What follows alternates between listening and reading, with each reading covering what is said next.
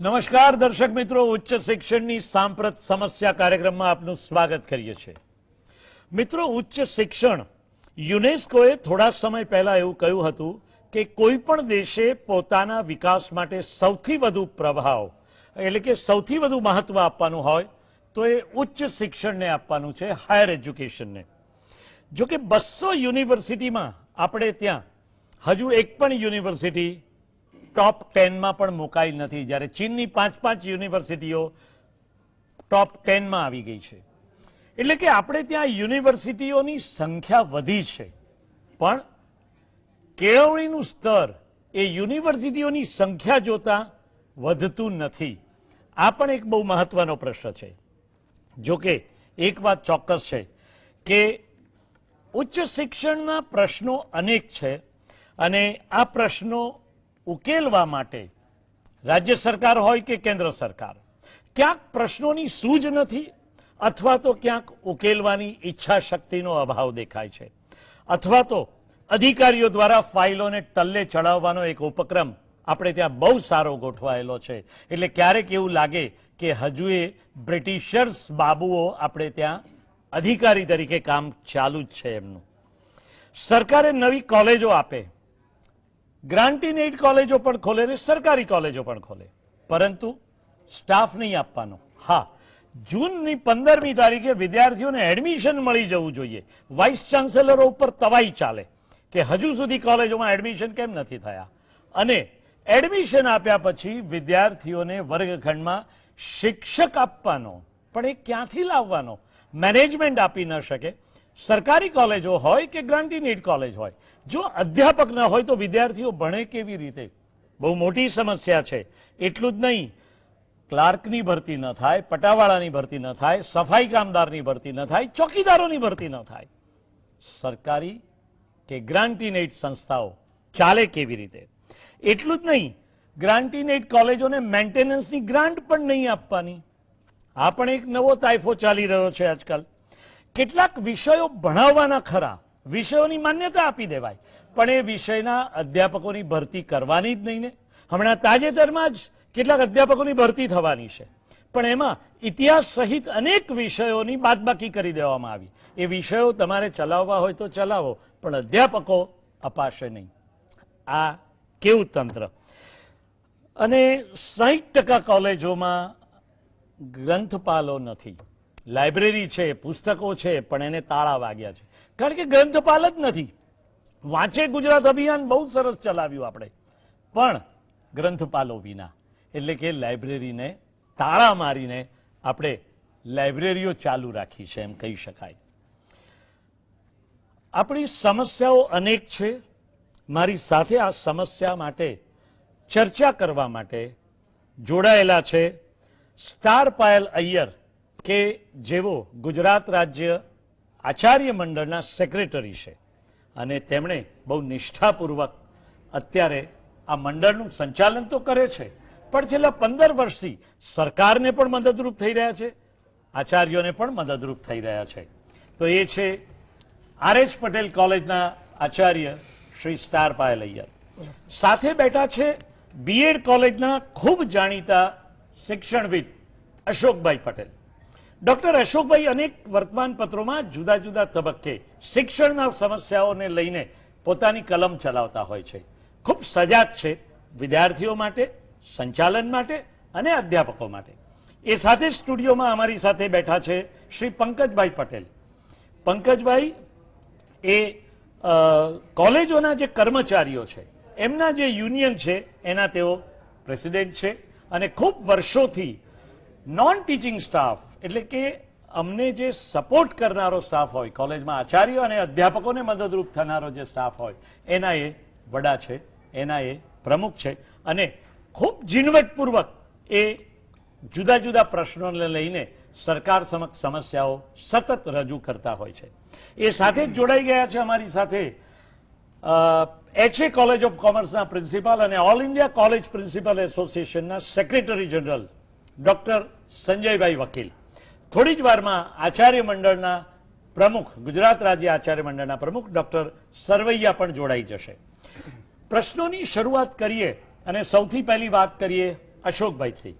અશોકભાઈ, આપણે ત્યાં પ્રશ્નો અનેક છે, ઉકેલવાની સમસ્યા પણ બહુ મોટી છે, પણ એથી એ વિશેષ એમ કહું કે વિશ્વની 200 યુનિવર્સિટીમાં ગુજરાતની એકેય યુનિવર્સિટી ના આવે, આવું તો કેવી રીતે ચલાવી શકાય? એટલે આપણે માટે આ શિક્ષણ સંસ્થાઓનો વ્યાપ વધે પણ શિક્ષણનું સ્તર બલવત્તર બને એ અત્યંત જરૂરી છે. શું કહેશો આ વિશે? સર, આપે કહ્યું કે ગુજરાતની એક પણ યુનિવર્સિટી રાષ્ટ્રીય લેવલ અરે આંતરરાષ્ટ્રીય લેવલ ઉપર નહીં.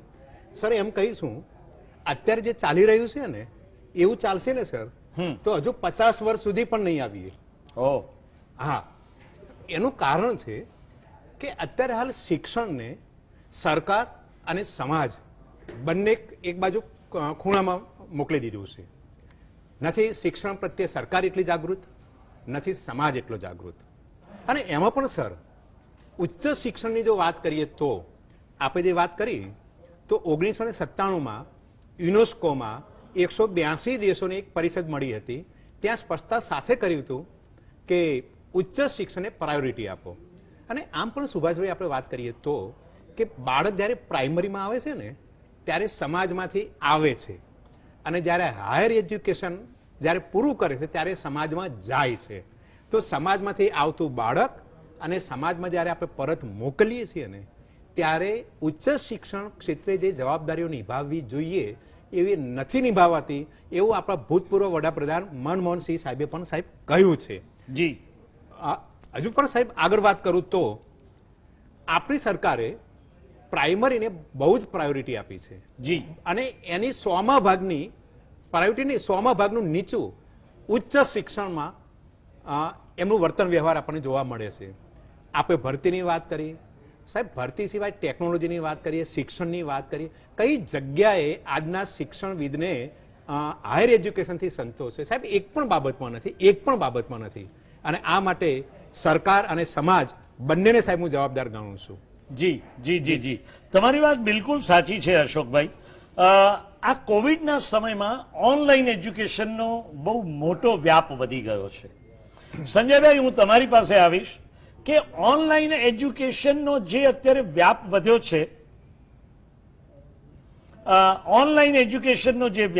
છે, એ વ્યાપમાં કઈ મુશ્કેલી અત્યારે આવી રહી છે? સંજયભાઈ સાથે હજુ કનેક્ટિવિટીના થોડાક પ્રશ્નો ઊભા છે, ત્યાં સુધી આપણે અશોકભાઈ સાથે વાત કરીએ કે અશોકભાઈ, ઓનલાઈન એજ્યુકેશનની સૌથી મોટી સમસ્યા શું અને વિદ્યાર્થીઓની સમસ્યા શું છે આ બાબતે?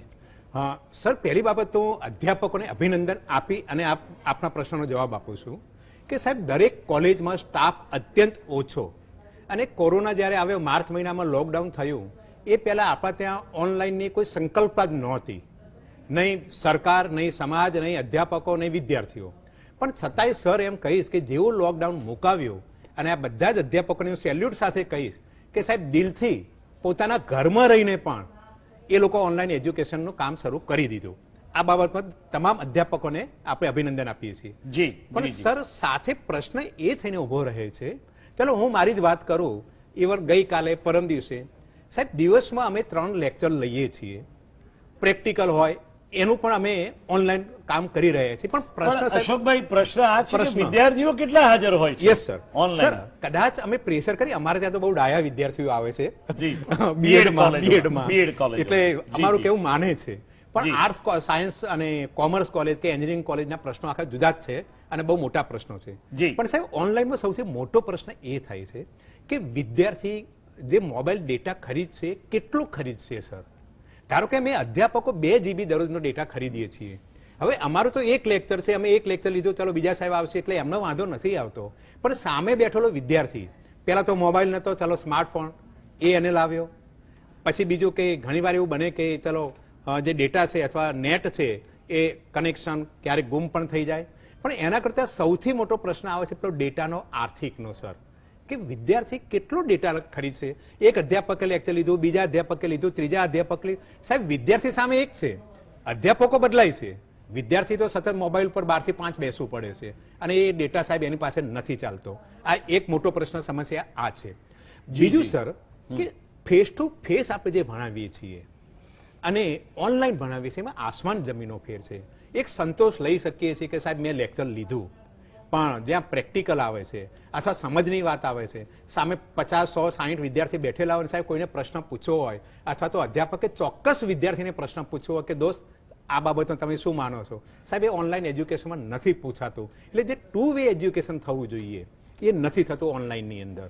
આ મોટી સમસ્યા આ પણ છે. એટલે કે સાહેબ સંતોષ નથી મળતો. બસ આ એક વાત હું આ ચોક્કસ એ વાત તમારી બિલકુલ સાચી છે કે ભણાવવાનો સંતોષ નથી થતો. અને પણ બહુ મોટી સમસ્યા નથી લાગતી તમને કે સ્ટાર પાયલ તમારી પાસે આવીશ કે તમને શું લાગે છે કોલેજમાં જે પ્રકારે ઓનલાઈન એજ્યુકેશનની મેથડ ઊભી થઈ છે એમાં કેટલે અંશે એક આચાર્ય તરીકે તમે સંતુષ્ટ છો? ઓનલાઈન એજ્યુકેશનની જે વ્યવસ્થા ઊભી થઈ છે એમાં હું સરકારનો એક રીતે તો હું ખૂબ અભિનંદન આપીશ સરકારને કે અમને બધાને જ એટલે રાજ્યની 356 કોલેજને માઇક્રોસોફ્ટ ટીમ્સનું ખૂબ સારું સોફ્ટવેર પૂરું પાડવામાં આવેલું છે. વ્યવસ્થા ખૂબ સરસ છે, પરંતુ કોવિડના કારણે અધ્યાપકોને પણ ઘણી બધી જગ્યાએ આ અંગે પૂરતી તાલીમ આપી શકાઈ નથી. અને ખાસ કરીને આપણે એ પણ યાદ રાખવું જોઈએ કે જ્યારે સમગ્ર રાજ્યની કોલેજોની વાત કરતા હોઈએ તો માત્ર અમદાવાદ, રાજકોટ, વડોદરા નહીં, પરંતુ કેટલીય ગ્રામ્ય જગ્યાએ જે કોલેજો છે એ કોલેજોને ઓનલાઈન શિક્ષણ માટે એ લોકો સજ્જ પણ નથી. અને ત્યાં આગળ વિદ્યાર્થીઓ નેટવર્કથી પણ દૂર છે અને વિદ્યાર્થીઓ પાસે સ્માર્ટફોન પણ નથી. આચાર્ય તરીકે મને મોટી ચિંતા એ થાય છે કે બહુ જ વિવિધતાસભર વિદ્યાર્થી સંવર્ગ ઊભો થાય છે. એક વિદ્યાર્થી સંવર્ગ એવો છે કે જે ડિજિટલી અવેર છે અને એ ભણી ગયો છે, તો સામે પક્ષે 40 થી 50% વિદ્યાર્થીઓ એવા છે કે જેમને હજુ ઓનલાઈન શિક્ષણની કંઈ જ ખબર નથી. ફી ભરવા માટે આવે અને એને પૂછે કે ભાઈ તને ટીમ્સ એપનો આઈડી અને પાસવર્ડ મળી ગયા છે ને, કઈ એપ, કયો પાસવર્ડ? હવે ત્યારે એક આચાર્ય તરીકે દુઃખ એ થાય કે પોતાના બધા જ બાળકોને સરખું પીરસવું એ આપણી એક નૈતિક ફરજ છે. એટલે ક્યાંક ફરજ ચૂકવાનો બહુ જ મોટો ગિલ્ટ સુભાષભાઈ સતત ફીલ થઈ રહ્યો છે. સાથે સાથે આ આપેલા ઓનલાઈન શિક્ષણના આધારે જે પરીક્ષા લેવામાં આવે છે એનાથી તો અમને બિલકુલ અસંતોષ છે. કારણ કે પરીક્ષા તો પ્રત્યક્ષ જ લેવી પડે. આપણે વિદ્યાર્થી સમૂહને 2 ભાગમાં વહેંચી અમુક વર્ગને માત્ર MCQ પૂછીએ. હું બહુ સ્પષ્ટપણે માનું છું કે શિક્ષણમાં પરીક્ષાનું ફોર્મેટ એક જ હોવું જોઈએ. 2 અલગ અલગ ફોર્મેટથી લીધેલી પરીક્ષા એ તમને સાચું પરિણામ ક્યારે ન આપી શકે. જી, તમારી વાત બિલકુલ સાચી છે સ્ટાર પાયલ. આપણી સાથે સંજયભાઈ અને સરવૈયા સાહેબ બંને જોડાઈ ગયા છે. આપણે સંજયભાઈને સાથે વાત કરીએ. સંજયભાઈ, તમને આચાર્ય તરીકે શું લાગે છે અધ્યાપકો જે ઓનલાઈન ભણાવે છે એમાં એક આચાર્ય તરીકે તમે કેટલા સંતુષ્ટ છો? અને કનેક્ટિવિટીથી લઈને વિદ્યાર્થીઓની સંખ્યાના પ્રશ્નો કેટલા છે ઓનલાઈન એજ્યુકેશનમાં? સાહેબ, you are absolutely right. Nelson મંડેલાએ સાહેબ એવું કહ્યું છે કે education is the most powerful weapon which you can use to change the world. શિક્ષણથી જ દેશ પરિપક્વ થાય, શિક્ષણથી જ દેશની પ્રગતિ થાય અને શિક્ષણથી જ દેશમાં શાંતિ, સલામતી અને સુખ પ્રાપ્ત થાય. આવા શિક્ષણની પાછળ સરકાર ચોક્કસ ગંભીરતાથી ખૂબ સારું શિક્ષણ આપણા વિદ્યાર્થીઓને અને આપણી તમામ લોકોને મળે એવા સંનિષ્ઠ પ્રયત્નો કરી રહ્યા છે. આપણા કોરોનાના આવા કપરા કાળમાં પણ જેમ ડોક્ટર અય્યરે કહ્યું કે ઉચ્ચ શિક્ષણ વિભાગે લગભગ એપ્રિલ મેથી સરસ એક ફેસિલિટી ઓનલાઈન એજ્યુકેશનની આપણને આપી માઇક્રોસોફ્ટ ટીમ દ્વારા. એ માટે ખરેખર સરકારને અભિનંદન આપીએ એટલા ઓછા છે. પરંતુ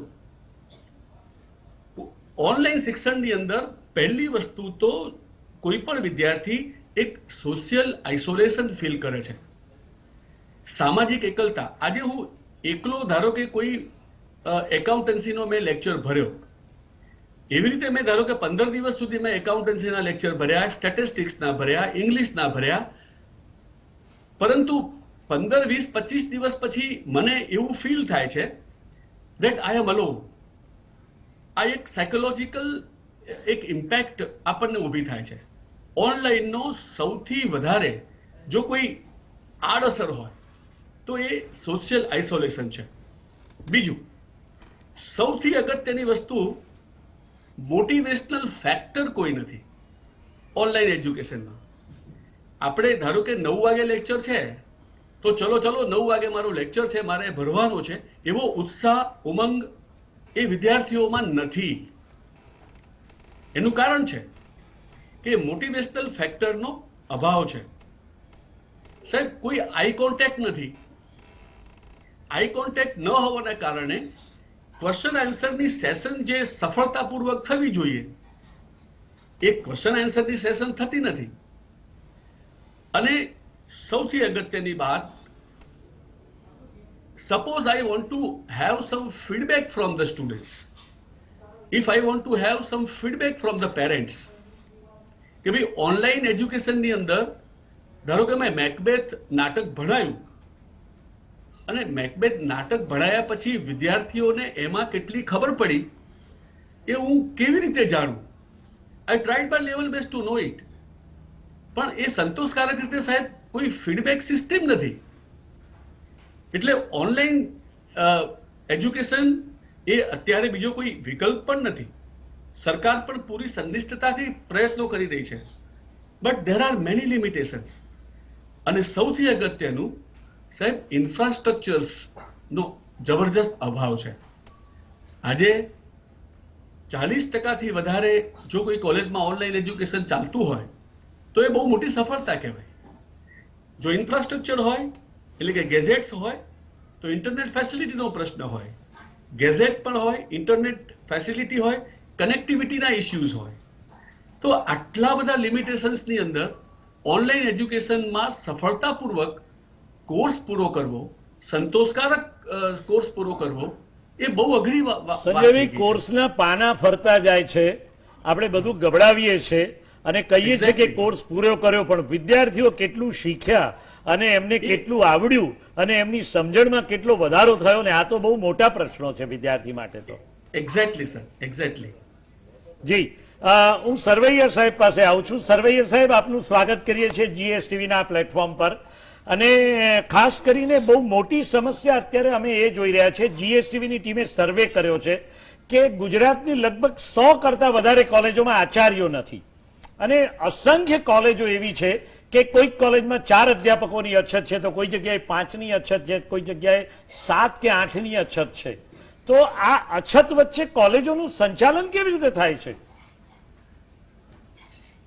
સુભાષભાઈ, આપ જે આચાર્ય અને અધ્યાપકોની વાત કરી રહ્યા છો, જી, એની સાથે સાથે હું આપને એ કહું કે કોલેજોમાં શિક્ષણ આપવા માટેની સૌથી અગત્યની કોઈ જો ધરી હોય તો એ લાઇબ્રેરી છે કોલેજોની. જી જી જી. અને લાઇબ્રેરીમાં આપણે 356 કોલેજોમાંથી લગભગ 256 કોલેજોમાં લાઇબ્રેરી જ નથી. આશ્ચર્યજનક થાય છે આ ફિગર જાણીને કે 256 કોલેજોમાં ગ્રંથપાલો નથી. જી જી. અને આપે જે કહ્યું એમ લગભગ રાજ્યમાં 110 કોલેજોમાં આચાર્યો નથી. 1000 થી 1200 જેટલા અધ્યાપકોની કમી છે આ રાજ્યમાં. રાજ્ય સરકાર આ દિશામાં જે પ્રયાસ કરી રહી છે એ સરાહનીય છે, પરંતુ કોઈ જગ્યાએ વહીવટી ક્ષતિને કારણે જે વિલંબ થઈ રહ્યો છે એના લીધે શિક્ષણ ઉપર એની ખૂબ વિપરીત અને માઠી અસરો ઉભી થઈ છે. તમને શું લાગે છે આ જે વિલંબ થઈ રહ્યો છે, સરવૈયા સાહેબ, વિલંબ થઈ રહ્યો છે એના કારણો શું છે? તમે તો આચાર્ય મંડળના પ્રમુખ છો, તો વહીવટી સ્ટાફનો ક્યાંક પ્રશ્નો છે, સરકારનો વિલ પાવર ઓછો પડે છે કે પછી તમારા તરફથી રજૂઆતો ઓછી થાય છે? ના સુભાષભાઈ, વાત એમાં એવી છે કે અવારનવાર મંડળોએ સરકાર પાસે આ બાબતે રજૂઆત કરી છે કે શિક્ષણના પાયામાં જો શિક્ષકો નહીં હોય તો વિદ્યાર્થીને શિક્ષણ આપશે કોણ? જી, માનનીય મંત્રીશ્રી આ બાબતે ખૂબ ચિંતિત છે. એમણે જ્યારે પહેલી વખત શિક્ષણ મંત્રી તરીકેનો ચાર્જ સંભાળ્યો ત્યારે જ એમણે સૂચના આપી હતી કે કોલેજોમાં લાઇબ્રેરીની તાત્કાલિક ભરતી થવી જોઈએ. વહીવટી વિલંબને કારણે આ કોઈને કોઈ જગ્યાએ ક્ષતિ રહી જાય છે, જેના કારણે આ પ્રક્રિયા વારંવાર વિલંબમાં ફોરમે પડે છે. આપને વાત કરું કે આ રાજ્યમાં 3 થી 5000 જેટલા વહીવટી કર્મચારીઓમાંથી આજે લગભગ નિવૃત્ત થઈને 1000 જેટલા બાકી રહી ગયા છે. એટલે લગભગ 3000 જેટલા વહીવટી કર્મચારીઓની જગ્યાઓ ખાલી છે. કોલેજોનું સંચાલન કરવું અત્યારે બહુ દુષ્કર છે, કારણ કે કોલેજોની અંદર કારકુન નથી, પટાવાળા નથી, હેડ ક્લાર્ક નથી. આ પરિસ્થિતિની વચ્ચે રહીને સરકારની જ્યારે જ્યારે સૂચનાઓ મળે છે ત્યારે ઓનલાઈન બધી જ કામગીરી કરવાની, યુનિવર્સિટી તરફથી પણ જે કંઈ માંગવામાં આવે છે બધું ઓનલાઈન તાત્કાલિક માંગવામાં આવે છે. આપણી પાસેનો સબઓર્ડિનેટ સ્ટાફ નથી. આવા સંજોગોમાં કોલેજના આચાર્યોએ કોલેજો ચલાવવી ખૂબ જ કપરી છે. એટલે રાજ્ય સરકારને આપણે વિનંતી કરીએ, માનનીય નાણામંત્રી શ્રી સાથે એક વખત મીટિંગ થઈ હતી, માનનીય મંત્રી શ્રી શિક્ષણ સાથે બધા સંયુક્ત મીટિંગમાં, ત્યારે પણ આપણે આ રજૂઆત હતી કે આવા સંજોગોમાં, કારણ કે એમને મૂક્યું છે કે ભાઈ 2009 પછી નિવૃત્ત થયેલી જગ્યાઓ જ અમે ભરવા દેશું, 2009 પહેલાની જગ્યાઓ ભરાશે નહીં. ત્યારે આપણે માનનીય નીતિનભાઈ સાહેબને વિનંતી કરી કે રાજ્યની ગ્રાન્ટીનેટ કોલેજોની અંદર મોટા ભાગની કોલેજોમાં બધી જ જગ્યાઓ 2009 પહેલા ખાલી થયેલી છે. હવે જો આને ભરવા નહીં દેવામાં આવે તો કોલેજોનું સંચાલન થવું ખૂબ જ મુશ્કેલ છે. ત્યારે માનનીય નીતિનભાઈ સાહેબે પણ કીધું હતું કે ખાસ કિસ્સામાં હું આ જગ્યાઓ મંજૂર કરીશ. હવે આ દરખાસ્ત નાણાં વિભાગ સુધી પહોંચી છે. આશા રાખીએ કે વહીવટી કર્મચારીઓની જગ્યાઓ પણ ભરવાની સત્વરે આપણને મંજૂરી મળે. જી જી જી જી પંકજભાઈ, તમે સરવૈયા સાહેબે જે વહીવટી સ્ટાફની વાત કરી, તમને શું કહેશો કે આપણે ત્યાં જે કરોડરજ્જુ છે કોઈ પણ કોલેજની, એનો વહીવટી કર્મચારી છે. તો આ વહીવટી કર્મચારીઓની અછતમાં જે રીતે કોલેજો ચાલે છે અને એ કોલેજોમાં સ્ટાફની ભરતી નથી થતી અને જે કોઈ સ્ટાફ છે એને પ્રમોશન પણ નથી મળતું, આના શું કારણો છે? હાજી સાહેબ, સરકારે જ્યારે 2796નો GR બહાર પાડવામાં આવ્યો મહેકમ અંગેનો, ત્યારે જ્યારે રિઝલ્ટ બહાર પડે ત્યારે વિદ્યાર્થી સંખ્યા 2000 ભરવાની, એડમિશન આપવાની કુલપતિ દ્વારા કે સરકાર દ્વારા દબાણ કરવામાં આવે છે. 1100 સંખ્યા હોય વિદ્યાર્થી ત્યારે 11 જગ્યા અમને મહેકમ મંજૂર કરવામાં આવ્યું છે. પણ એમાં આજ દિન સુધી એ જગ્યાઓ મંજૂર 96 પછીની જે મહેકમનો GR છે ત્યારે 2009 પહેલાની જગ્યાઓ એમને કાઢી નાખી છે. ત્યારબાદની જગ્યાઓ આજે 3000 જગ્યાઓ ખાલી જ વહીવટી કર્મચારીઓની, OST માંડી head clerk, senior clerk, accountant. આજે એવી પરિસ્થિતિ છે કોઈ કોલેજમાં એક જ કારકુન હોય, કોઈ કોલેજમાં એક પણ કારકુન નથી હોતું. તો તેમનું સંચાલન કેમનું કરવું, કેવી રીતે? અને તાત્કાલિક સરકારે માહિતી 2 દિવસમાં આપો, 3 દિવસમાં આપો, તો કેવી રીતે પૂર્ણ થાય સાહેબ? જી જી જી જ્યારે ચોથા વર્ગના કર્મચારીઓ 441 જગ્યા મંજૂર કરવામાં આવી છે. એમાં સફાઈ કામદાર છે, ચોકીદાર છે, પટાવાળા છે.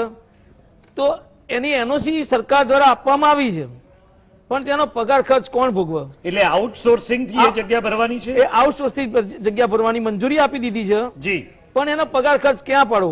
એના હિસાબે એ જગ્યાઓ પણ ભરાતી નથી. કેમ? એનો પગાર તો કોલેજમાં પડે, પછી સરકાર ગ્રાન્ટ પેટે સરભર કરી આપી છે. સાહેબ, સરકાર ગ્રાન્ટ 3 નિયમ એવો છે કે પહેલો હપ્તો, બીજો હપ્તો, પણ એમાંથી એક પણ હપ્તો હજુ આપવામાં આવતો નથી. સરભર ગ્રાન્ટ પણ પૂરી આપવામાં આવતી નથી. 5-5 વર્ષે ઓડિટ થાય ત્યારબાદ સરભર ગ્રાન્ટ આપવામાં આવે છે. તો કોલેજનું સંચાલન કેમનું કરવું? અત્યારે તો એક બાજુ સરકાર એમ કે સ્વચ્છતા અભિયાનનો એ કરવું, તો સફાઈ કામદારના તો કોલેજની સ્વચ્છતા કેમની જાળવવી? એનો બધો જ ખર્ચો સંચાલક મંડળ આજે ઉપાડી રહ્યા છે. જી જી જી વચ્ચે તો આપણા એક ઉચ્ચ શિક્ષણ કમિશનર શ્રીએ આદેશ આપ્યો હતો કે અધ્યાપકોએ અને કર્મચારીઓએ જ કોલેજ સાફ કરવાની, અને એ પણ એક આશ્ચર્યજનક આદેશ હતો એમનો. સ્ટાર પાયલ અય્યર, શું આચાર્યોની ભરતી ન થાય તો કોલેજો કેવી રીતે ચાલે? અને બીજી વસ્તુ કે 2016 પછી નિમાયેલા આચાર્યોના પણ કોઈ પ્રશ્નો છે, તો એમની સમસ્યાઓ શું શું છે અત્યારે? જી સર, ઘણી વખત સમાજનો ઘણો વર્ગ એમ માનતો હોય છે કે કોલેજમાં આચાર્ય એટલે એની જવાબદારી માત્ર ટ્રુ કોપી કરી આપવાની છે. વાસ્તવમાં હું કહું તો આ 15 વર્ષના આચાર્ય પદના અનુભવના અંતે કહું કે આચાર્ય એ કોલેજમાં સખત રીતે ઓવરલોડેડ પોસ્ટ છે. અને ખાસ તો સુભાષભાઈ, આપ પોતે આચાર્ય રહી ચૂક્યા છો. આચાર્ય સર્વજ્ઞાતા હોવો જોઈએ એવું બધા જ અપેક્ષા રાખે છે. એટલે કુલપતિથી માંડીને પટાવાળા સુધી દરેક જણ એમ કહી શકે કે ભાઈ આ તમે આમને પૂછો, પરંતુ આચાર્ય તો કોઈને કહી જ ન શકે. આચાર્ય પાસે દરેક બાબતનો જવાબ હોવો જોઈએ. એટલે કે કોલેજમાં તૂટેલા નળથી માંડીને નેકની ટીમ સમક્ષ રિપ્રેઝન્ટેશન આપવાનું હોય, એ બધી જ જવાબદારીઓ આચાર્ય નિભાવે છે.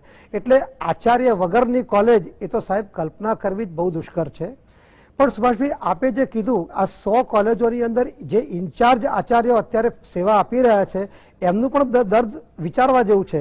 કારણ કે અને ઘણીવાર તો એવું લાગે છે કે અમારા કરતાં એમનું દર્દ વધારે છે, કેમ કે એમને તો 15 લેક્ચર પણ લેવાના છે. અને સાથે સાથે કોલેજનું સંચાલન પણ કરવાનું છે. એટલે જે કોલેજીસમાં ભરતી નથી થયેલી ત્યાં આગળ તો ખૂબ તકલીફ છે જ. અને આચાર્ય એ અનેક રીતે એટલે ઓનલાઈન એજ્યુકેશન, કારણ કે આચાર્યની બહુ મોટી જવાબદારી એ છે કે એણે શૈક્ષણિક અને વહીવટી આ બંને બાબતોનો સતત ધ્યાન રાખવાનું છે. કારણ કે વિદ્યાર્થીઓને જે આઉટપુટ તરીકે આપવાના છે, મોટાભાગની આપ જાણો છો એમ કોલેજો એ આચાર્યોના નામથી ઓળખાતી હોય છે. આવા સમયે આચાર્યની જવાબદારી ખૂબ વધી જાય છે. પરંતુ આપે જે કીધું ને કે ભરતી કેમ થતી નથી, પંકજભાઈએ જે વાત કરી, મને મારા આ બોળા અનુભવ પરથી એવું લાગે છે કે અમારા તમિલમાં એક કહેવત છે કે સ્વામી વરમ કુડતા કુડા પૂજારી કુડક માટાન, એટલે કે ભગવાન એ આપને વરદાન આપે પણ પૂજારી આપને વરદાન પહોંચાડે નહીં. એટલે ઘણી વખત એવું થાય છે કે નીતિ વિષયક રીતે બધી જ વસ્તુઓ બહુ સરસ થઈ જાય છે, પરંતુ વાસ્તવમાં જ્યારે અમલની વાત આવે છે ત્યારે માત્ર ને માત્ર શૂન્ય મળે છે. એટલે આ બહુ મોટા દુઃખ સાથે જ્યારે આચાર્યો કામ કરી રહ્યા હોય અને સમાજ એવું અપેક્ષા રાખતું હોય કે શિક્ષણનું સ્તર ઊંચું આવે, તો સુભાષભાઈ એ વસ્તુ શક્ય ના બની શકે. કેમ કે 5 ઘોડા જેટલું જ ખેંચી શકે, 5 ઘોડા 150 ઘોડાનું કામ ના ખેંચી શકે. જી, તમારી વાત બિલકુલ સાચી છે સ્ટાર પાયલ. અને કોલેજોના આચાર્યો એ સર્વજ્ઞ તો હોવા જ જોઈએ, પણ કામની બાબતમાં સરકારનો આદેશ આવે કે યુનિવર્સિટીનો આદેશ આવે કે યુજીસીનો આદેશ આવે, 24 કલાકની અંદર એને પૂર્તતા કરી આપવાની હોય છે. અને આ પ્રકારે જો આચાર્ય જ ન હોય, ઇન્ચાર્જ આચાર્યોથી કોલેજોનું સંચાલન કરવાનું હોય, તો એ ચોક્કસપણે એના સંચાલનમાં અને શિક્ષણના એક સ્તરને ચોક્કસ એક આંચકો લાગે છે. આપણી ચર્ચા જાળવી રાખીશું અને આ દરમિયાન લઈએ એક નાનકડું. ઉચ્ચ શિક્ષણની સાંપ્રત સમસ્યામાં ફરી એકવાર આપનું સ્વાગત કરીએ છીએ દર્શક મિત્રો. મૂળ વાત એ છે કે રાજ્ય સરકારે 7મા પગાર પંચનો અમલ કરી દીધો છે, પણ એવું કહેવાય છે કે એકને ગોળ ને બીજાને ખોળ. આ સ્થિતિ થઈ છે અધ્યાપકો વચ્ચે. 2016 પછી નિમાયેલા આચાર્યોના પણ પ્રશ્નો વ્યાપક છે અને એમને 7મું પગાર પંચ લેતા નાકે દમ આવી રહ્યો છે. જી સ્ટાર પાયલ અય્યર, શું કહેશો આ બાબતે તમે? જી સર, 7મું પગાર પંચ જ્યારે યુજીસીએ જાહેર કર્યું જી, ત્યારે આચાર્યો માટે ટેબલ 14 મુજબ પગાર આપવાનું ઠરાવવામાં આવ્યું. અને ભારતના તમામ રાજ્યોની અંદર આચાર્યોને ટેબલ 14 પ્રમાણે જ પગાર ચૂકવવામાં આવે છે. પરંતુ જ્યારે ગુજરાત રાજ્યમાં 7મા પગાર પંચનો જ્યારે GR બહાર પાડવામાં આવ્યો, ત્યારે થોડીક વિસંગતતાઓના કારણે, સમજફેરના કારણે આચાર્યો માટે ટેબલ 14ના બદલે ટેબલ 13A એટલે કે અધ્યાપકોનો પગાર નક્કી કરવામાં આવ્યો છે.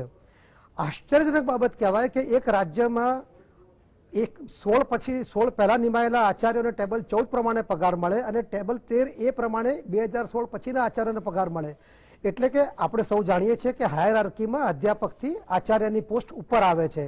તો ઉપરની પોસ્ટમાં કામ કરવાનું અને નીચેની પોસ્ટનો પગાર લેવાનો, સુભાષભાઈ આશ્ચર્યજનક બાબત એ છે કે આ અન્યાયને અમે 2016થી રજૂ કરતા આવ્યા છીએ.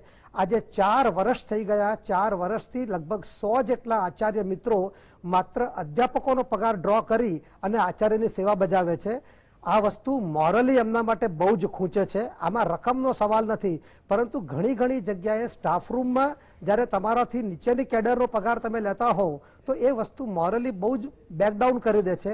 આ સંજોગોમાં એ આચાર્યોની નૈતિકતા બહુ દેખીતી રીતે એના કાર્યભાર પર પણ અસર ચોક્કસ થાય. અને સુભાષજી, બીજું આની રજૂઆત અમે યુજીસીમાં પણ કરી કે ભાઈ યુજીસી કદાચ બારોબાર ઓર્ડર આપે તો આપને જાણીને આશ્ચર્ય થશે કે યુજીસીના અધિકારીઓએ અમારી સાથે એવો ટોણો માર્યો કે તમે તો મોડેલ સ્ટેટ ગુજરાતમાંથી આવો છો કે જે રોલ મોડેલ તરીકે ગણાય છે, તો આવા રોલ મોડેલ સ્ટેટમાં કેમ બીજા પ્રશ્નો છે? આના કરતા તો તમારા કરતા પછાત રાજ્યોની અંદર પગાર ધોરણ સારી રીતે અપાય છે. વિકાસશીલ રાજ્ય છે આપણું.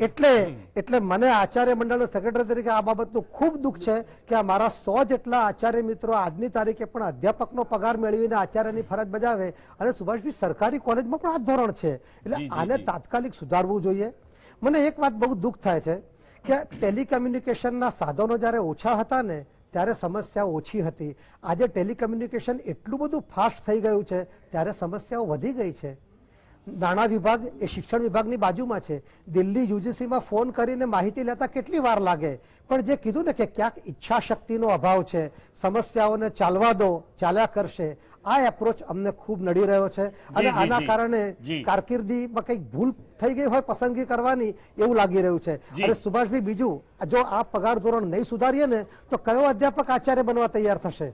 જો મારે પગારમાં કોઈ લાભ ના લેવાનો હોય તો આખા જગતની ઝંઝટ મારે શા માટે લેવી મારા માથા પર? જી જી, વાત તમારી બિલકુલ સાચી છે. સરવૈયા સાહેબ, તમે શું કહેશો? 2016 પછીના અધ્યાપકોને મળવાપાત્ર પ્રમોશન ઉપર તો રોક લગાવી દીધી છે. ફાઇલો ઉચ્ચ શિક્ષણ કમિશનની કચેરીથી વિભાગમાં અને વિભાગમાંથી નાણાં વિભાગમાં ટલ્લે ચડેલી જોવા મળે છે. અને બીજું કે અધિકારીઓ બહાના બતાવે છે કે દિલ્હીથી ગ્રાન્ટ આવી નથી, માટે અધ્યાપકોના આ પગાર ધોરણો સુધરતા નથી ને એમને પ્રમોશન અપાતા નથી. શું સમસ્યા, શું નડી રહ્યું છે અત્યારે આપણને? સુભાષભાઈ, નાણાં ખાતાના જે કોઈ અધિકારીઓએ જે અર્થઘટન કર્યું છે જી. એ તદ્દન નિયમથી વિરુદ્ધનું કર્યું છે. યુજીસીએ સમગ્ર દેશમાં 1-1-16 પછીના અધ્યાપકો માટેનું 7th પે લાગુ કરી દીધું છે. જી. માત્ર ગુજરાત એક જ એવું રાજ્ય છે કે જ્યાં 1-1-16 પછીના અધ્યાપકો માટે 7th પે લાગુ કરવાની વિચારણા ચાલી રહી છે. 2-3 વખત નાણાં વિભાગમાં ફાઇલ ગઈ, નાણાં વિભાગ એ ફાઇલને રિજેક્ટ કરે છે. રિજેક્ટ કરવા પાછળના કારણો જે આપવામાં આવે છે કે અગાઉ છઠ્ઠા પગાર પંચની જે ગ્રાન્ટ છે યુજીસી માંથી મળવાની બાકી છે, જ્યાં સુધી ગ્રાન્ટ ન મળે ત્યાં સુધી આ રિલીઝ ન કરવું, જી. અથવા તો આ ગ્રાન્ટ ન મળે 7th પે ની ત્યાં સુધી 1-1-16 પછીનાને ન આપવું. હવે નિયમ એવો છે યુજીસી નો, દિલ્હી સરકારનો, કે જ્યાં સુધી તમે એક વખત રાજ્ય સરકાર એ ચૂકવી નહીં દે, યુજીસી હંમેશા રીએમ્બર્સ કરે છે, ક્યારે એડવાન્સ ચૂકવતી જ નથી. એટલે એમની કન્ડિશન છે ક્યારે ફૂલફિલ થવાની નથી. મેં નાણાં વિભાગમાં જ્યારે પણ રજૂઆત કરી છે ત્યારે કીધું કે રાજ્યના 5 લાખ કર્મચારીઓને જ્યારે આપણે 7th પે લાગુ કરી દીધું છે કોઈ કન્ડિશન વગર, તો રાજ્યના અધ્યાપકોને શા માટે આવી કન્ડિશન? જી જી. એટલે ક્યાંક ને ક્યાંક એમની દાનતનો સવાલ છે. નિયમ તો સ્પષ્ટ છે, સમગ્ર દેશના બધા જ રાજ્યોના બધા જ અધ્યાપકોને આ લાભ આપવામાં આવ્યો છે. માત્ર ગુજરાતના જ અધ્યાપકો 1200 જેટલા અધ્યાપકો છે આ લાભથી વંચિત છે. વારંવાર ફાઇલો જાય છે, ફાઇલો રિજેક્ટ કરવામાં આવે છે. રિજેક્ટ કરવા પાછળના જે કારણો આપવામાં આવે છે જી. એ નિયમથી તદ્દન વિરુદ્ધના આપવામાં આવે છે, ગેરવાજબી કારણો છે. જી. અને આ હિન્દીની પરીક્ષા અને CCC ની પરીક્ષાનો મામલો શું છે? હવે આમાં એવું છે કે રાજ્ય સરકારના કર્મચારીઓ કે જેમને પ્રમોશન આપવામાં આવે છે, જીએડીએ જે કોઈ નિયમો બનાવ્યા છે એ પ્રમોશન માટે બનાવ્યા છે. હિન્દી અને CCC ની પરીક્ષા જ્યારે કર્મચારી અધ્યાપકમાંથી આચાર્ય થાય અથવા જુનિયર ક્લાર્કમાંથી સિનિયર થાય, સિનિયરમાંથી હેડ થાય, હેડમાંથી OS થાય, ત્યારે આ બધી જરૂરિયાત છે. રાજ્યની ગ્રાન્ટીનેટ કોલેજો અથવા સમગ્ર દેશની ગ્રાન્ટીનેટ કોલેજોમાં અધ્યાપકોએ જ્યારે પ્રમોશન લેવાનું હોય છે અથવા CS ના લાભો લેવાના હોય છે ત્યારે એને ઓરિએન્ટેશન અને રિફ્રેશર જેવા લાંબા કોર્સ કરવાના હોય છે, 25 દિવસની 21 દિવસના. એના પછી એના API હોય છે. એટલે અનુદાનિત કોલેજોના અધ્યાપકો માટે CS ની જોગવાઈઓ માટે અન્ય જોગવાઈઓ હયાત છે અને એ જોગવાઈઓ મુજબ અધ્યાપકો એની ફૂલફિલ કરે છે.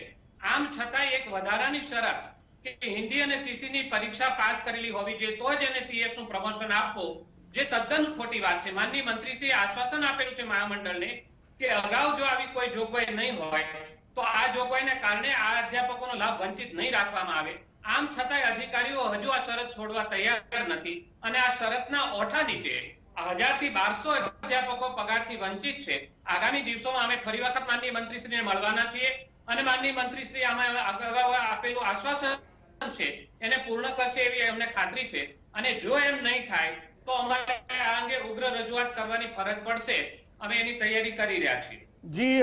સરવૈયા સાહેબ, તમે ખેડૂતો નથી ને એટલે તમે આંદોલન નહીં કરી શકો, કારણ કે આપણે ત્યાં તો એમ કહેવાય છે કે જે અન્નદાતા છે એને પણ આજે અનેક પ્રશ્નો છે અને તેમ છતાં સરકાર એમને સાંભળવા તૈયાર નથી. જી પંકજભાઈ, 2018 પછી કોઈ પણ કર્મચારીને પ્રમોશન અપાયું નથી નોન ટીચિંગ સ્ટાફમાં. આ સાચી વાત છે? હા સાહેબ, જી. આ બિલકુલ તદ્દન સાચી જ વાત છે. જી જી જી. 2018 પછી 356 કોલેજો, arts and commerce and granted કોલેજોમાં એક પણ સ્ટાફને પ્રમોશન આપવામાં આવ્યું નથી. જગ્યા ખાલી હોવાથી, વય નિવૃત્તિ અવસાનથી ખાલી પડેલી જગ્યાઓ હોવા મહેકમે મંજૂર કરેલું છે, છતાં એને પ્રમોશન આપવામાં આવતું નથી.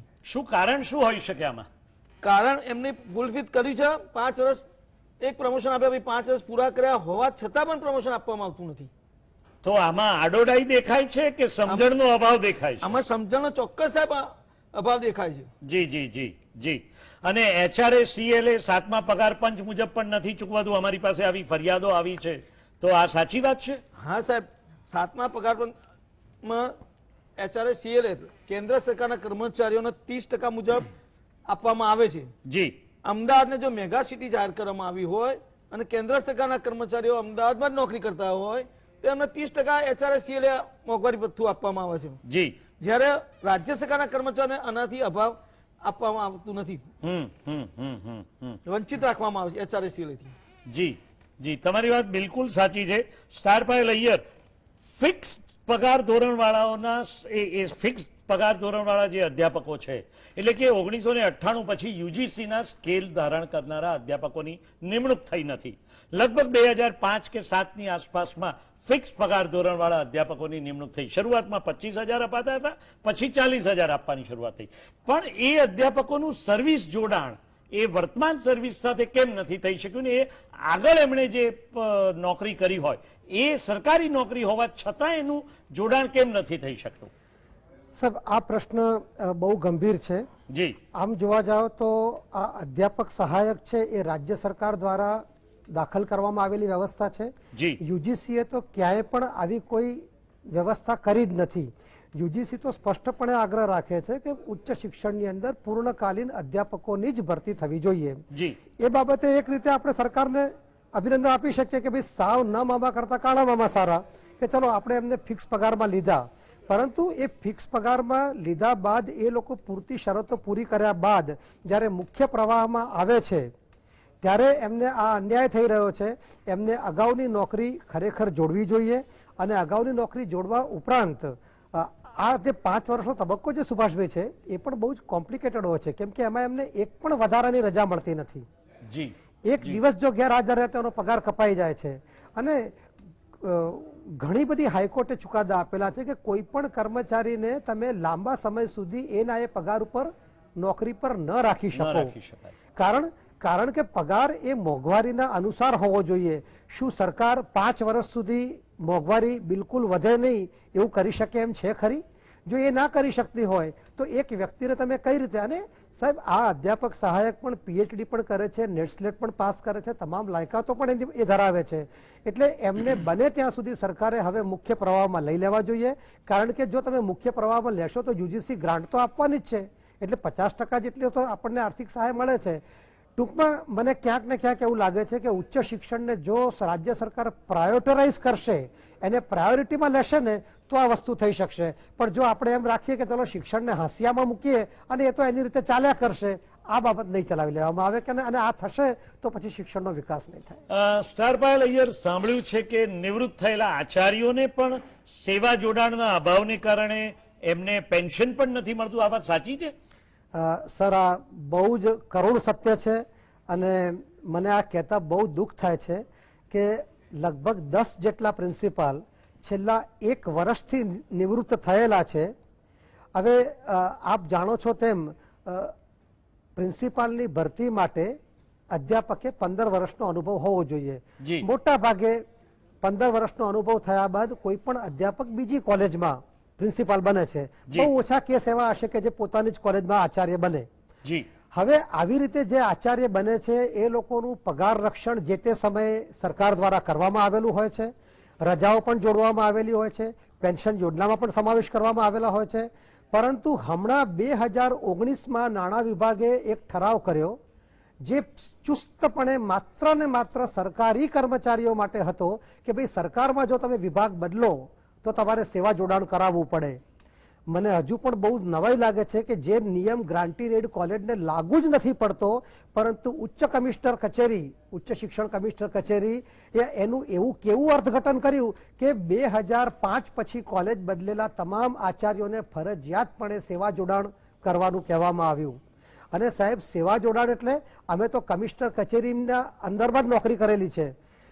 સેવા જોડાણ માટે 1 વર્ષથી દરખાસ્ત મૂકેલી છે પણ એક પણ આચાર્યને હજુ સુધી એની ફાઇલ પર જવાબ નથી મળ્યો. ચલો તમે સેવા જોડાણ કરાવવા માંગો છો તો સેવા જોડાણ કરાવી આપો, અને માટે છેલ્લા 1 વર્ષથી આચાર્યો બિલકુલ પેન્શન વગર જીવી રહ્યા છે. નોકરીના છેલ્લા દિવસ સુધી પગાર મેળવનાર વ્યક્તિ જ્યારે સમાજમાં તદ્દન આવક વગર જીવતો હોય ને તો એની કેવી દશા થાય. અને સાહેબ 40 વર્ષ સુધી શિક્ષણના ક્ષેત્રે પ્રદાન કર્યા પછી જો કોઈની પાસે ઘરનો નિર્વાહ કરવા માટે હાથ લંબાવવો પડે, આ બહુ જ કફોડી દશા છે. આમાંથી તો ચોક્કસપણે આ લોકોનું પેન્શન તો બહુ જલ્દી ચાલુ કરવું તમારો જોઈએ. મુદ્દો બહુ જ સાચો છે કે પેન્શન પાત્ર વ્યક્તિને નિવૃત્તિ પછી પણ જો પેન્શન ન મળે ને 1 વર્ષ વીતી જાય તેમ છતાં પણ જો ન થતું હોય તો શિક્ષણ મંત્રીશ્રીએ અને ઉચ્ચ શિક્ષણ કમિશનરશ્રીએ આ બાબતે સખત શબ્દોમાં આ આખી એક ઘટનાને અમે તો વખોડીએ છીએ પણ તમારે મુખેથી પણ આ વખોડાય એ અત્યંત જરૂરી છે. અને તાત્કાલિક નાણાં વિભાગ સાથે જે મસલત કરવાની હોય તે યુદ્ધના ધોરણે કરીને આ પેન્શન પાત્ર વ્યક્તિઓને પેન્શન મળે એ અત્યંત જરૂરી છે. અને એક શિક્ષક સમાજમાં જો દયનીય સ્થિતિમાં ઊભો રહે એ તો કોઈ સંજોગોમાં સમાજ માટે પણ શોભાસ્પદ બાબત નથી. અશોકભાઈ, હું તમારી પાસે આવીશ. આપણે ત્યાં કોલેજોમાં આ મિત્રોએ જણાવ્યું એમ ઘણા બધા અધ્યાપકો નથી. સરકારે અગાઉ કેટલાક વિષયોની મંજૂરી આપ્યા પછી એ વિષયોના અધ્યાપકોની અગાઉ જાહેરાત પણ કરી હતી. વચ્ચે એ જાહેરાત પછી અટકાવી દીધું અને ફરીવાર નવી જાહેરાત આપી. તો નવી જાહેરાતમાં કેટલાક વિષયોના અધ્યાપકોને બાદબાકી કરી દેવામાં આવી. તો કોલેજમાં વિષય તો ચાલે છે, વિષય તો સંચાલકો અને આચાર્યએ ભણાવવાનો જ છે, પણ તેમ છતાંય એ અધ્યાપકની નિમણૂક પર અત્યારે રોક લગાવી દેવામાં આવી છે, જેમાં ઇતિહાસ સહિત કેટલાક બીજા વિષયો પણ સમાવિષ્ટ છે. તો આ સંદર્ભે સરકાર સમક્ષ તમારે રજૂઆત કરવાની હોય તો શું કરશો? જી હા, સુભાષભાઈ, પહેલી બાબત એ વાત કરી લો કે આ બધા જ જે પ્રશ્નો છે ને, વહીવટી પ્રશ્નો હોય, જે એકેડેમિક પ્રશ્ન છે, જી અધ્યાપનના ગણીએ કે સ્ટુડન્ટના ગણીએ, કે એજ્યુકેશનમાં કેમ વધારે જોવા મળે છે? તો મારી દ્રષ્ટિએ હું વારંવાર કહું છું અને સરકારશ્રીએ આપને ફરીથી કહું છું કે આપણા રાજ્યમાં શિક્ષણના નિર્ણયો શિક્ષણ સિવાયના માણસો લે છે, માટે આ પ્રશ્નો ઉભા થાય છે. તમે જુઓ સાહેબ, આ કોરોના ચાલી રહ્યો છે, આરોગ્યના નિર્ણયો કોણ લે છે? ડોક્ટરોને પૂછીને લેવામાં આવે છે. કોઈ બંધ બાંધવાનો છે, નિર્ણય કોણ લે છે? એન્જિનિયર લે છે. સાહેબ, આપણું શિક્ષણ જ એક એવું છે કે જેમાં શિક્ષણ સિવાયના માણસો આ નિર્ણય લે છે, ખાસ કરીને અધિકારીઓ ત્યાં જે બેઠેલા છે તે, માટે આ પ્રશ્નો ઉભા થાય છે. આજે તમે જુઓ કે સંખ્યામાં વધારો થયો, આપણે હેડલાઇન પણ આપી, ગુણવત્તા ઘટતી જાય છે. સાહેબ, ક્યારે એવું જોયું આપણે કે જેટલું પ્રાઇમરીમાં જેટલું સંશોધન થાય છે પ્રાઇમરી એજ્યુકેશનમાં, એવું હાયર એજ્યુકેશનમાં કોઈ સંશોધન થતું નથી. આ મોટી આપણી કરુણા છે. અને સાહેબ, હજુ વધારે જો હું કહીશ ને કે માત્ર હાયર એજ્યુકેશન નહીં સાહેબ, આ જે સરકાર છે ભરતી બાબતમાં આજે હાઈસ્કૂલ અને માધ્યમિક શાળા અને ઉચ્ચતર માધ્યમિક શાળા, સાહેબ ત્યાં પણ સેમ પ્રશ્નો છે ભરતીના. ત્યાં પણ લાંબા ટાઈમથી શિક્ષકોની ભરતી નથી કરી. ઇવન લાઇબ્રેરીના પ્રશ્નો અહીં પણ છે, તો નીચે પણ છે. તો સાહેબ, એનો અર્થ એવો થયો કે સરકારમાં નિષ્ઠા જ નથી આ શિક્ષકોની કે અધ્યાપકોની ભરતી કરવાની. આ એક બાબત. બીજું સાહેબ આવે છે કે હાયર એજ્યુકેશનની આપણે ઉચ્ચ શિક્ષણની વાત કરીએ તો આજે તમે જુઓ કે ગ્રાન્ટેડ કોલેજ, સરકારી કોલેજ, કેટલી કોલેજો પાસે સારા કેમ્પસ છે, કેટલી કોલેજોના વર્ગખંડમાં ટેકનોલોજીનો ઉપયોગ કરીને આપણે ભણાવીએ છીએ. બિલકુલ નહીં સાહેબ, આપણા કરતાં હાયર એજ્યુકેશન કરતાં પ્રાઇમરીમાં કામ સારું થાય છે, કારણ કે સરકારનું ધ્યાન ત્યાં વધારે છે. સરકાર 10% ધ્યાન જો ઉચ્ચ શિક્ષણ પર વધારે આપશે ને સાહેબ, તો એ ઘણો મોટો ચેન્જ આવશે સાહેબ. એટલું જ નહીં, સરકારની નીતિની સાથે બીજી કેટલીક બાબતો પણ સંકળાયેલી છે કે અધ્યાપકો નથી સાહેબ. હવે બનશે શું કે અધ્યાપકો પૂરતા, સાહેબ મારી કોલેજમાં, મારા કેમ્પસની કોલેજમાં 1200 વિદ્યાર્થીમાં સાહેબ એક અધ્યાપક છે. વિચારો, આપણે સમાજને કહીએ એક કોલેજ એવી છે, 1200 વિદ્યાર્થી વચ્ચે માત્ર એક અધ્યાપક સરકારે આપેલો છે. કેવી રીતે કામ ચાલતું હશે સર? અને છતાં ચાલે છે. શું ચાલતું હોય?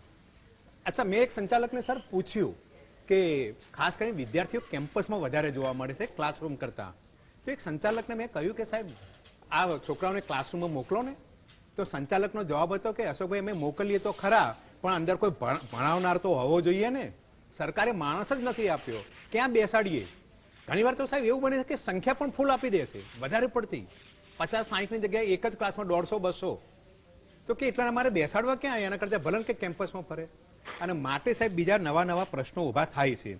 અને આપણે જે વાત કરીએ ને વિષયો, સાહેબ સ્ટેટિસ્ટિક અમારે બીએડની અંદર જે સંશોધન માટે બહુ મહત્વનો વિષય, આપણે હમણાં હિસ્ટ્રી ઇતિહાસની વાત કરી સાહેબ.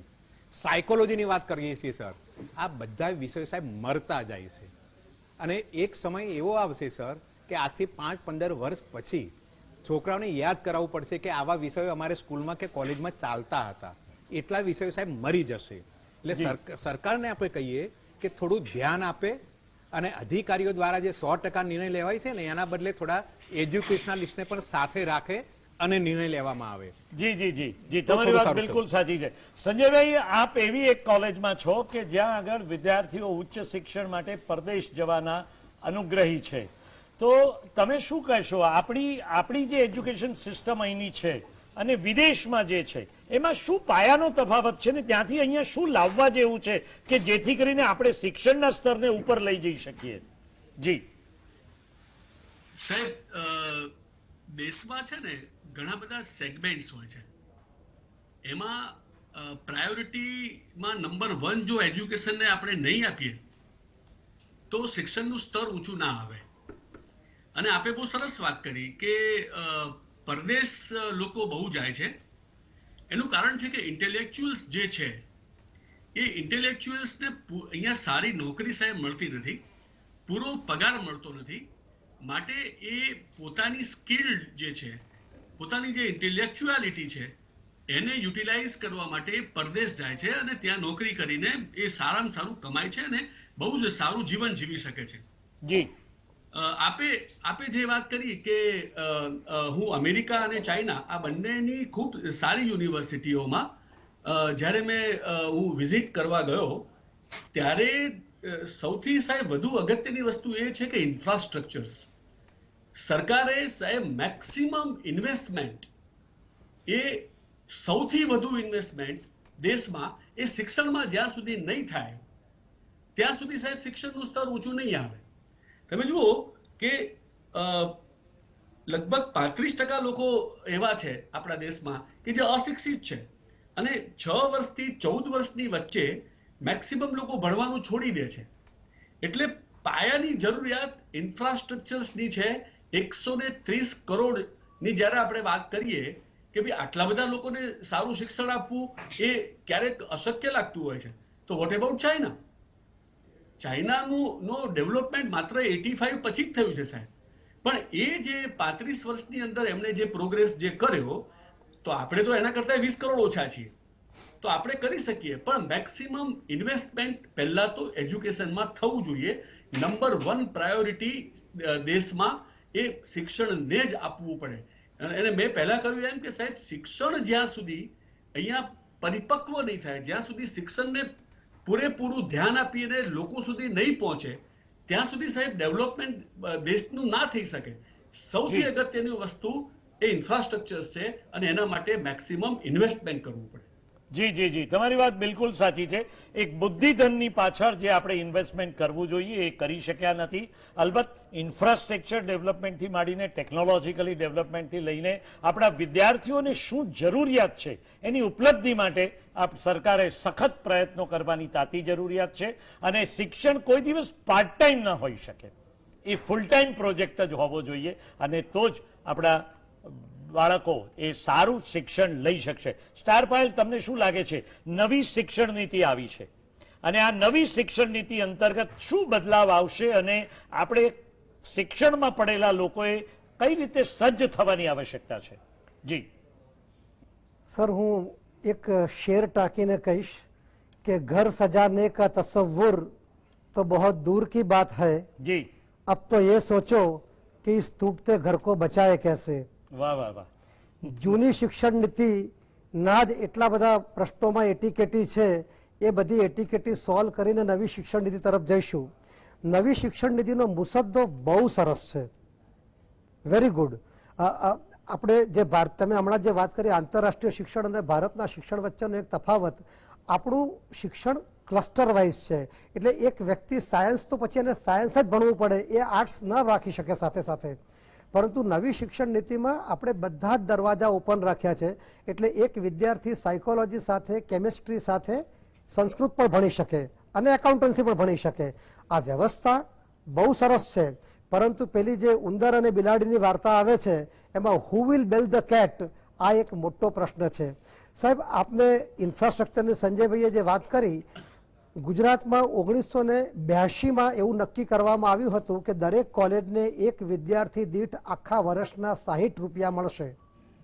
આજે 82 થી 2020 થઈ ગઈ, આજે પણ એક વિદ્યાર્થી દીઠ 60 રૂપિયા જ મળે છે. તમે 60 રૂપિયા એ તો ખાલી પેપર પર, પણ ગ્રાન્ટ ક્યાં આપવામાં આવે છે? એટલે એ પ્રશ્ન એ છે કે આજે સંચાલકો અમને આચાર્યોને પૂછે છે કે આ કોલેજ ચલાવવી કેમ? કેમ કે સાહેબ તમે તો નથી પ્રોપર્ટી ટેક્સ કાઢી શકતા કે નથી લાઇટ બિલ કાઢી શકતા.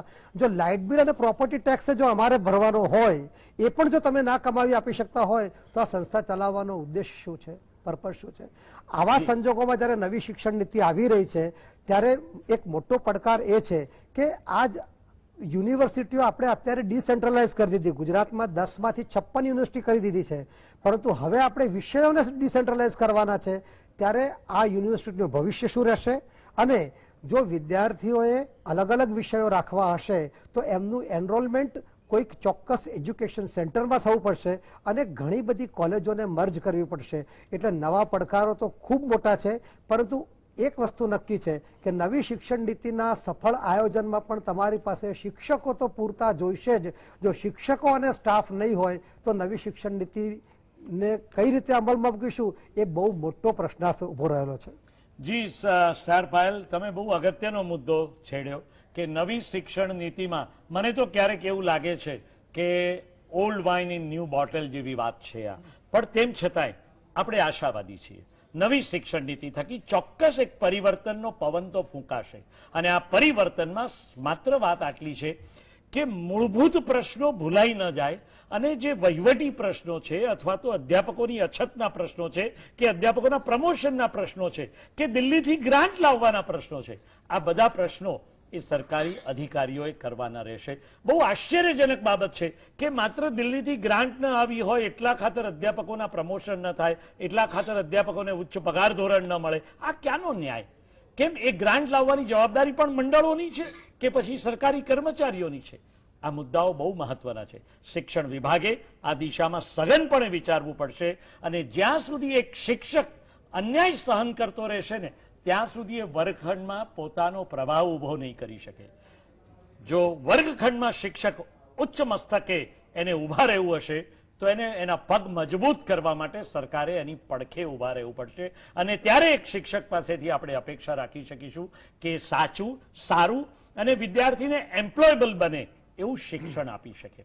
દર્શક મિત્રો, અમારી આજની આ ચર્ચામાં ડૉક્ટર સરવૈયા સાહેબ જોડાયા, સંજય વકીલ જોડાયા, અશોકભાઈ પણ જોડાયા, સ્ટાર પાયલ અય્યર અને અમારા પંકજભાઈ પટેલ પણ જોડાયા. આપ સૌ મિત્રોના અમે ખૂબ ખૂબ ઋણ સ્વીકાર કરીએ છીએ. દર્શક મિત્રો, સૌથી મહત્વની બાબત એ છે કે ઉચ્ચ શિક્ષણને સરકારે પ્રાયોરિટી આપવી પડશે. શિક્ષણનું બજેટ લશ્કર કરતાં બમણું કરવાની આવશ્યકતા છે. સંરક્ષણનું જે બજેટ છે ને એનાથી બમણું બજેટ કરવું પડશે અને જ્યાં સુધી આ નહીં કરીએ ત્યાં સુધી આ દેશમાં જે 64% લોકો જ ભણેલા દેખાય છે, બાકીના વર્ગનું શું? તો એડલ્ટ એજ્યુકેશનની આખી નિશાળોમાંથી બહાર નીકળીને આપણે એમને સાચી દિશામાં યોગ્ય તરહનું શિક્ષણ પણ આપવું પડશે અને તેઓની સાચા અર્થમાં એમ્પ્લોયેબિલિટી ઊભી થાય એવું શિક્ષણ પણ આપવું પડશે. પણ ઉચ્ચ શિક્ષણના પ્રશ્નો અનેક છે, સરકારે આંખ આડા કાન કરી શકે એમ નથી અને આ દિશામાં સરકારે સઘનપણે મંડળોની સાથે બેસીને પ્રશ્નોનું નિરાકરણ કરવું આવશ્યક છે. આપ અમારી સાથે જોડાયેલા રહ્યા એ બદલ આપ સૌનો આભાર. Thank you very much.